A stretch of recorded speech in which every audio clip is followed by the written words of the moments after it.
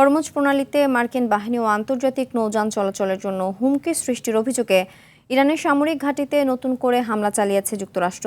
পাল্টা জবাবে মার্কিন বিমান ঘাঁটিতে ক্ষেপণাস্ত্র ছুড়েছে ইরানের বিপ্লবী গার্ড বাহিনী। এদিকে কুয়েত সীমান্তেও ক্ষেপণাস্ত্র ড্রোন হামলা হয়েছে। ওয়াশিংটন ও তেহরানের যুদ্ধ পরিস্থিতিতে বড় ধরনের প্রভাব পড়েছে জ্বালানি ও শেয়ার বাজারে। আরও জানাচ্ছেন ইমতিয়াজ আহমেদ।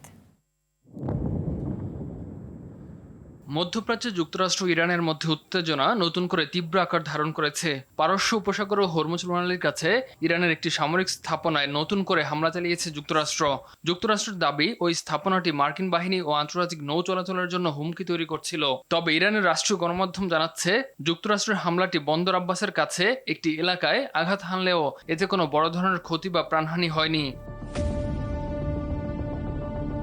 পাল্টা প্রতিক্রিয়ায় ইরানের Islamic Revolutionary Guard Corps IRGC জানায়, একটি আমেরিকান এয়ারবেজে হামলা চালিয়েছে তারা। একই সঙ্গে ভবিষ্যতে আরও কঠোর জবাব দেওয়ারও হুঁশিয়ারি দেয় IRGC।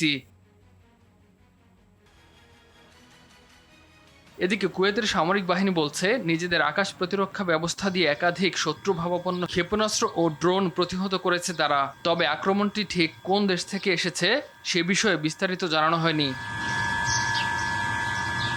অন্যদিকে ইরানি এক জাতীয় কর্মকর্তা যুক্তরাষ্ট্রে জব্দকৃত ইরানি সম্পদ অবিলম্বে ফেরত দেওয়ার দাবি জানিয়েছেন। একে ইরানি জনগণের আইনি অধিকার বলে উল্লেখ করেন তিনি।